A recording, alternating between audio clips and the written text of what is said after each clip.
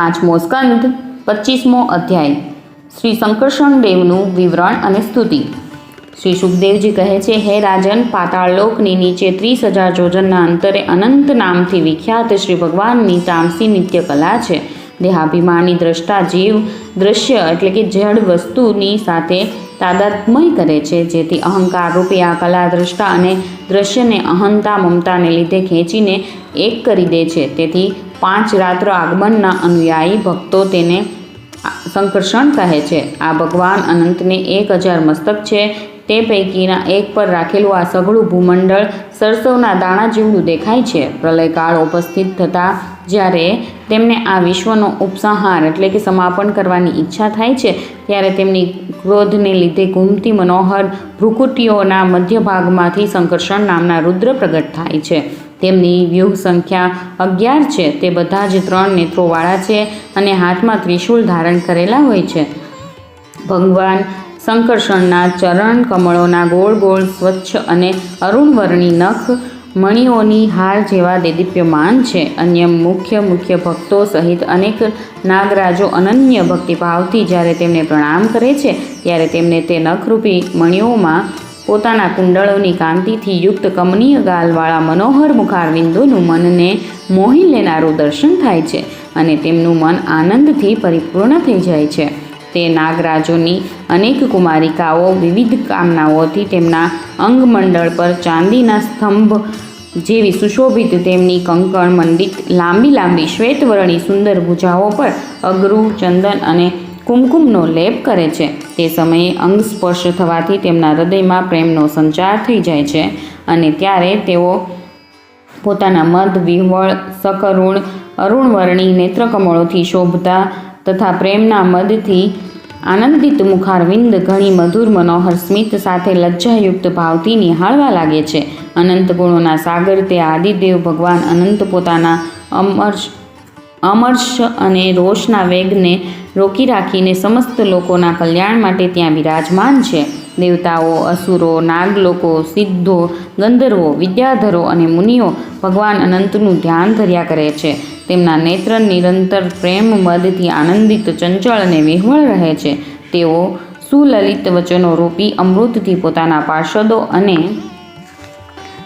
દેવગણ રક્ષકોને સંતુષ્ટ કરતા રહે છે। તેમના અંગ પર નીલાંબર અને કાનોમાં માત્ર એક કુંડળ ઝગમગતું રહે છે તથા તેમનો સુભગ અને સુંદર હાથ હળની મૂઠ પર રાખેલો રહે છે। તે ઉદાર લીલામય ભગવાન શંકર્ષણ ગળામાં વૈજયંતી માળા ધારણ કરેલા રહે છે, કે જે સાક્ષાત ઇન્દ્રના હાથી ઐરાવતના ગળામાં રહેલી સુવર્ણની સાંકળ જેવી જણાય છે, જેનું તેજ ક્યારેય ફિક્કું પડતું નથી। એવી નવીન તુલસીની ગંધથી તથા મધુર મકરંદથી ઉન્મત્ત થયેલા ભમરાઓ નિરંતર મધુર ગુંજારવ કરતા રહીને તેની શોભા વધારતા રહે છે।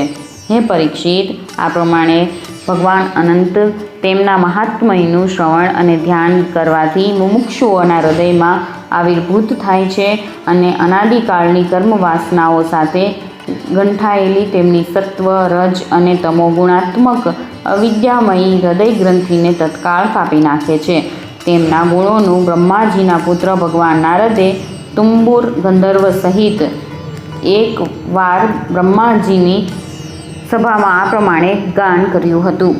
ભગવાન એક જ છે, તેઓ જ અનેક રૂપ ધારણ કરે છે। શંકર્ષણ પણ તે જ છે। તેમની દ્રષ્ટિ પડતા જ જગતની ઉત્પત્તિ, સ્થિતિ અને પ્રલયના કારણભૂત સત્વ વગેરે પ્રાકૃત ગુણો પોતપોતાના કાર્યમાં સમર્થ થાય છે।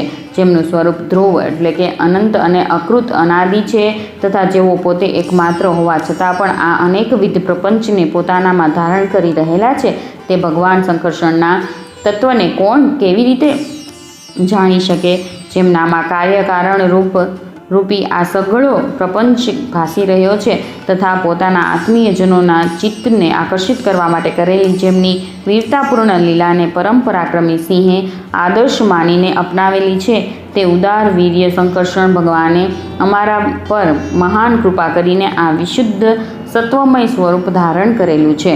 જેમના સંભળાવેલા નામનું કોઈ પીડિત કે પતિના મનુષ્ય અચાનક અથવા મજાક ખાતર પણ ઉચ્ચારણ કરે છે, તો તો તે મનુષ્ય બીજા મનુષ્યોના તમામ પાપોનો તત્કાળ નાશ કરી દે છે. એવા ભગવાન શ્રેષ્ઠને છોડીને મુમુક્ષુ મનુષ્ય અન્ય કોનો આશ્રય લઈ શકે?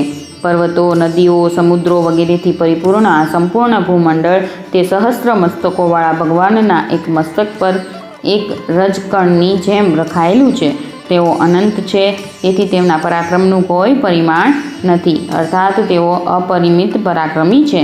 કોઈને 1000 જીભ હોય તો પણ તે મનુષ્ય તે સર્વવ્યાપક ભગવાનના પરાક્રમોની ગણતરી કરવાનું સાહસ કેવી રીતે કરી શકે? વાસ્તવમાં તેમના વીર્ય, અતિશય ગુણો અને પ્રભાવ અસીમ છે. આવા પ્રભાવશાળી ભગવાન અનંત રસાતલના મૂળમાં પોતાના જ મહિમામાં સ્થિત સ્વતંત્ર છે અને સમસ્ત લોકોની સ્થિતિ માટે લીલાપૂર્વક જ પૃથ્વીને ધારણ કરી રહ્યા છે.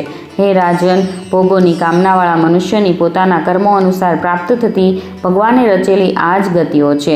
એમને મેં ગુરુના મુખેથી જે રીતે સાંભળી હતી તે જ રીતે તમને કહી સંભળાવી. પ્રવૃત્તિ રૂપ ધર્મના પરિણામે મનુષ્યને પ્રાપ્ત થતી પરસ્પર ઉત્તમ અને અધમ જે ગતિઓ વિવિધ પ્રકારની છે તે મેં તમને તમારા પ્રશ્ન અનુસાર કહી સંભળાવી. હવે કહો, અન્ય શું કહી સંભળાવું? 5મા સ્કંધ અંતર્ગત ભુવિવર વિધિ ઉપવર્ણન નામનો 25મો અધ્યાય સમાપ્ત.